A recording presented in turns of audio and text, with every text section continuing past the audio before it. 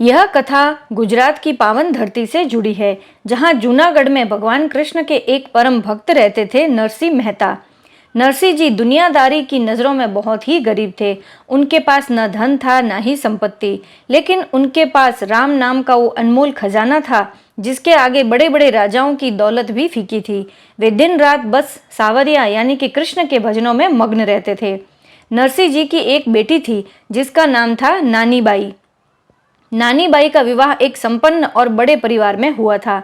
नानी बाई अपने पिता से बहुत ही प्रेम करती थी और उनकी भक्ति को समझती भी थी, लेकिन उसका ससुराल पक्ष थोड़ा घमंडी था और नरसिंह जी की गरीबी को लेकर अक्सर ताने देता रहता था।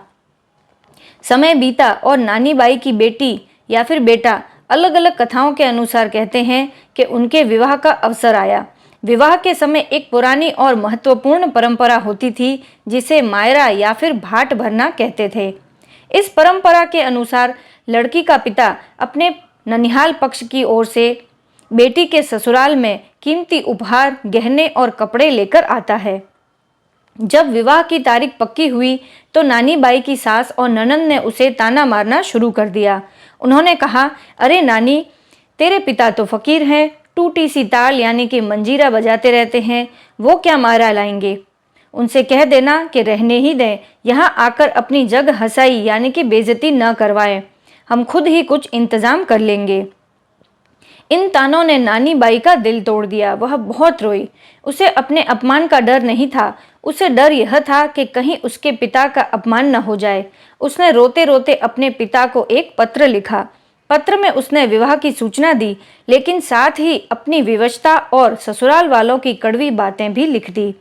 उसने अंत में लिखा, पिताजी, यदि आप कुछ ला सकें तो ही आना, अन्यथा मेरी लाज भगवान के भरोसे छोड़ देना। नरसिंह जी ने जब यह पत्र पढ़ा तो वे बहुत ही भावुक हो गए। वे जानते थे कि उनके पास नानी बाई की ससुराल वालों को देने के लिए फूटी कौड़ी भी नहीं है, लेकिन वे घबराए नहीं। उन्होंने पत्र को अपनी कृष्ण की मूर्ति के चरणों में रख दिया और हाथ जोड़कर बोले, हे सावरिया सेठ, हे द्वारकाधीश, यह पत्र मैंने नहीं, तुम्हारी बेटी ने लिखा है। लोग मुझे गरीब कहते हैं, पर मैं जानता हूँ कि मेरा सांवरिया त्रिलोकी का नाथ है। मेरी लाज तो कुछ नहीं, पर यदि नानी बाई का मायरा खाली गया तो उंगली तुम पर उठेगी कि तुम्हारे भक्त की बेटी की लाज नहीं बची। अब तुम ही जानो और तुम्हारा काम जाने। नरसिंह जी ने अपने कुछ साथी साधुओं को इकट्ठा किया। उनके पास न कोई रथ था न ही घोड़े, बस एक पुरानी टूटी फूटी बैलगाड़ी थी, जिसे प्यार से वे ठाकुर जी का रथ कहते थे।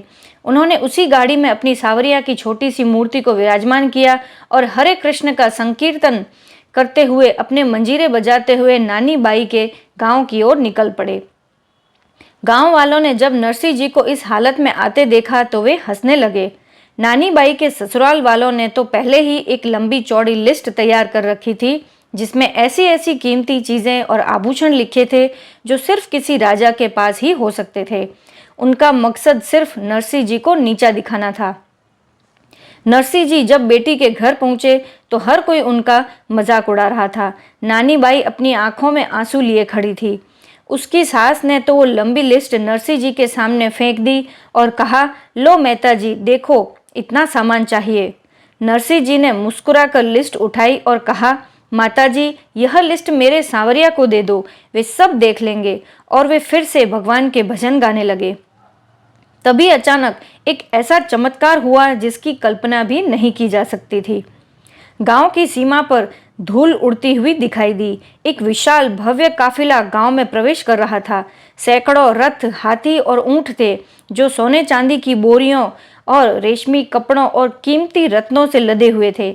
सबसे आगे एक अत्यंत सुंदर सांवले रंग का युवा सेठ था, जिसके चेहरे पर अलौकिक तेज था।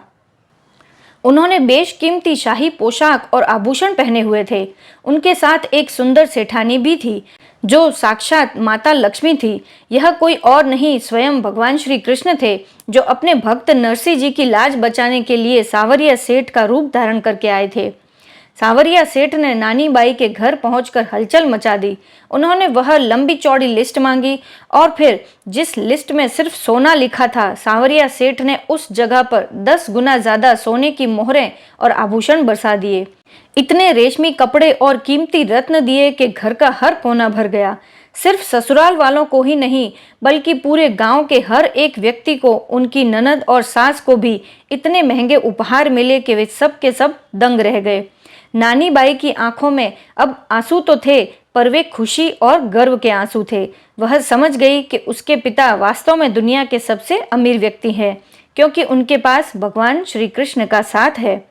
जब लोगों ने नरसी जी से पूछा कि यह अद्भुत सेठ कौन है और इतना दान क्यों कर रहा है, तो नरसी जी ने मुस्कुराकर आंखों में आंसू और गले में रूंधे हुए स्वर में कहा, यह वही सेठ है जो सब पर कृपा करता है और जो अपने भक्त की एक पुकार पर सब कुछ छोड़ छाड़ कर दौड़ा चला आता है। शादी संपन्न हुई। नानी बाई का मायरा इतिहास का सबसे प्रसिद्ध और भव्य मायरा बन गया। नानी बाई का मायरा हमें सिखाता है कि भगवान को हमारी आडंबर, दौलत या दिखावा नहीं चाहिए। उन्हें सिर्फ भक्त का निश्चल प्रेम और अटूट विश्वास चाहिए। यदि हमारा विश्वास पक्का है तो भगवान हर हाल में, हर मुश्किल घड़ी में हमारी लाज बचाने और हमारी मदद करने के लिए आते हैं, चाहे उन्हें इसके लिए कोई भी रूप धारण क्यों ना करना पड़े। जय श्री कृष्णा।